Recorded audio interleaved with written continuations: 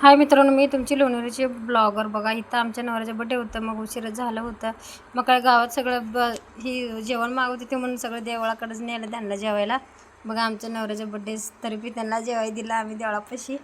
तसं काय नाही बरं का विषय, देवळापाशी जेवण होता बिजासाठी. मग तिकडं सगळे मी तर शेवगे शेंग मागवत होती, पण शेवगे शेंग एकच मिळलं होतं. त्याच्यामुळं थोडं मन नाराज झालं होतं, पण तरी तिथल्या भावानं एक दिलं मला शेवगे शेंग. मग तेवढं तर उद्या सकाळी आम्हाला जायचं होतं वाजवायला. त्याने बघू शकता ह्याने वाजवायला आली तिथं. मग बाया बी ते बाळूमामाच्या मेंढरा तिकडं आहे ना, त्याच्यामुळे तिकडे गेलो होतो. मी म्हणलं मला आपले ब्लॉग काढायचे, चला मी बी येतो. बघा, असं होतं आमचा आजचा दिवस. बाळूमामाचं दर्शन तुम्ही तिथनंच घ्या, मी व्हिडिओ काढले त्यातनं तुम्ही घ्या.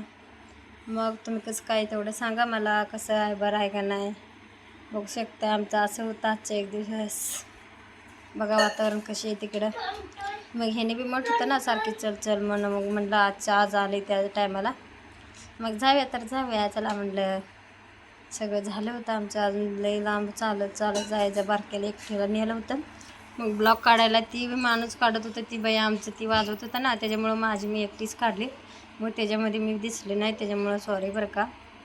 मग आमचं इकडं बघा, आमच्या बाळूमामाचं कसं वाटलं कसं नाही नक्की कमेंटमध्ये सांगा तुम्ही. बघू शकता इकडं वाजवायला येतं.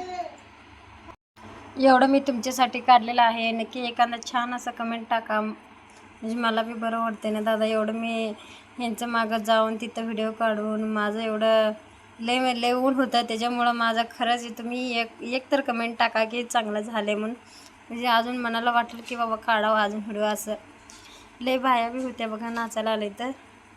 आणि ह्याने आज मला कळलं की खरं कलाकारचं काय आपदा होतोय.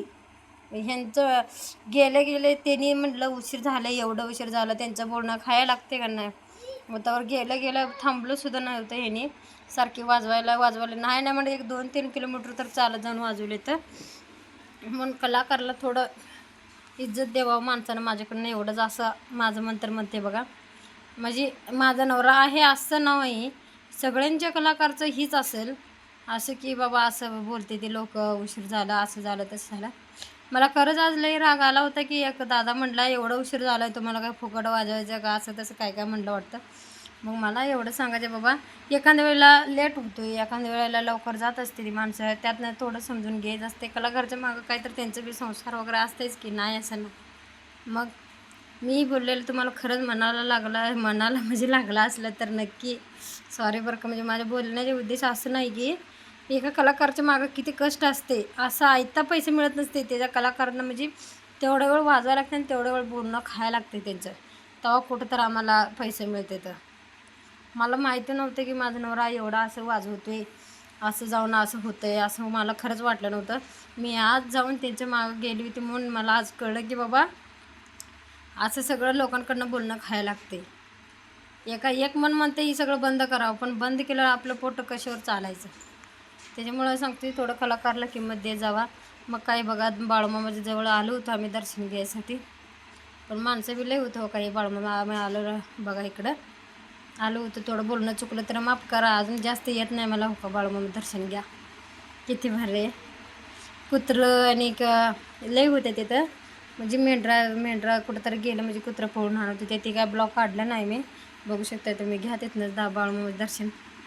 बघा इकडं असं होतं, येऊन लय ऊन झालं होतं. मग इकडं बघा आम्ही दर्शन घ्यायसाठी थांबलो होतो. मग पूजा थोडं राहिलं होतं बघा. आता दिसतंय तुम्हाला देव बघा. साधा एखादा जय बाळूमामा म्हणून कमेंट टाका, एवढंच बस आहे आम्हाला. मग आता यायच होतं घरला म्हणून शेवटचा पूर्ण एरियामध्ये व्हिडिओ काढला. भेटू मग पुढच्या ब्लॉग.